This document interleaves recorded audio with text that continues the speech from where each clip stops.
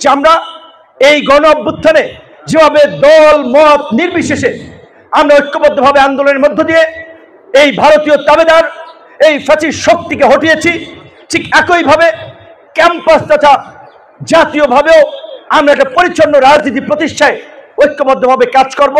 তার সূচনা হতে পারে ছাত্রদের মাধ্যমে এই রাকসু ডাকসু চাকসু নির্বাচনের মধ্যে দিয়ে। বন্ধুগণ, আপনাদেরকে আরেকটু স্মরণ করে দিতে চাই, 90-এর এরশাদ বিরোধী আপনারা যদি লক্ষ্য করেন, রাজনৈতিক দলগুলো ঐক্যবদ্ধ হতে পারে নাই। যখন ছাত্র সংগঠনগুলো সর্বদলীয় ছাত্র ঐক্য গঠন করেছিল, তখন রাজনৈতিক দল একত্রিত হয়েছিল। ঠিক এই 24-এর গণ অভ্যুত্থানেও রাজনৈতিক দলগুলো ডিসিশন নিতে পারে নাই। এখন যদি আসল কথা বলি, তাহলে এখন অনেকের এত সাংগঠনিক শক্তি, ম্যান পাওয়ার আমাদের বিরুদ্ধে নানান ধরনের প্রপাগান্ডা ছড়াবে। ওদের স্বপ্ন পূরণে পাশে থাকতে পেরে আমরা গর্বিত।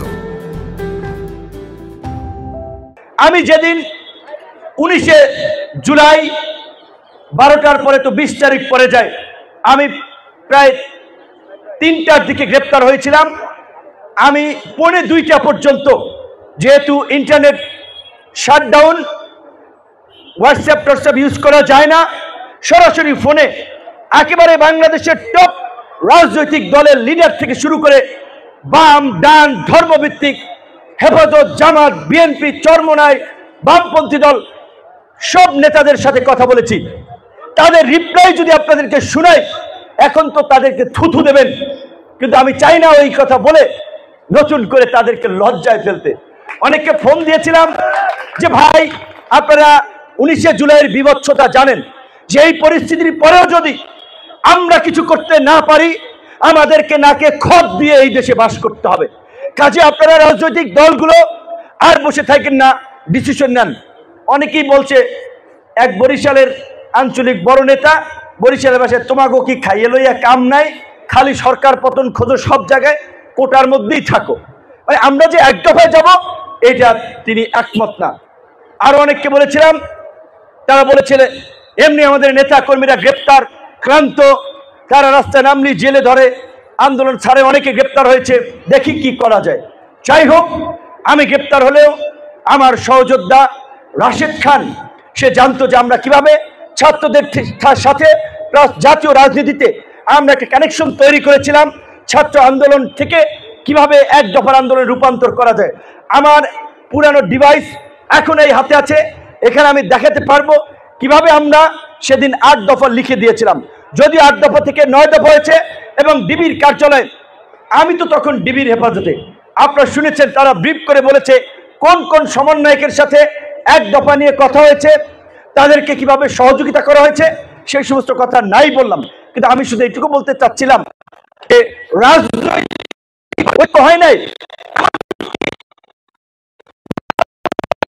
রাজনীতির আরেকজন জীবন্ত কিংবদন্তি গতকালকে একটি সংলাপে, সেমিনারে বলেছিলেন যে 4 তারিখ পর্যন্ত আমি জানতাম না কি হতে যাচ্ছে। অনেকের সাথে আলাপ করছি, ভাই আপনারা পারবেন কিনা, দ্যাট ইজ দ্য রিয়ালিটি। 4 তারিখ পর্যন্ত অনেক রাজনৈতিক নেতৃবৃন্দ জানতেন না যে হাসিনার পতন হবে। এবং ইট ইজ ট্রু, যদি জাতিসংঘের মানবাধিকার কমিশনার ভলকার তুর্ক যে কথাটি বলেছিলেন, তারা সামরিক বাহিনীকে মেসেজ দিয়েছিলেন যে যদি তারা মানবাধিকার লঙ্ঘন করে, তাদের শান্তিরক্ষী মিশন বন্ধ হবে। এটা অস্বীকার করা ওয়ে নাই। এই আন্দোলনের শেষ দিকে বিদেশিদের একটা সমর্থন কিংবা তাদের সাপোর্ট আন্দোলনকে ত্বরান্বিত করেছে, হাসিনার পতনকে এগিয়ে দিয়েছে, এটা ট্রু, এটা অস্বীকার করা ওয়ে নাই। সেই আপনার কি বলবেন সম্ভাবনা কিংবা আশঙ্কা থেকেই বলছি, আগামীতে বাংলাদেশে অনেক ধরনের রাজনৈতিক সংকট তৈরি হতে পারে। সেই সংকট থেকে আবারও 111 কিংবা আরেকটা ফাঁসিবাদের পরিস্থিতির দিকে আমাদেরকে নিয়ে যাওয়া হতে পারে। তাই আমি ছাত্র তরুণ বন্ধুদেরকে বলবো, আমার এই জীবন দিয়েছে, তারা লড়াই করেছে, যে সংকটে আগামী তো সেই ছাত্রদেরকে সজাগ থাকতে হবে।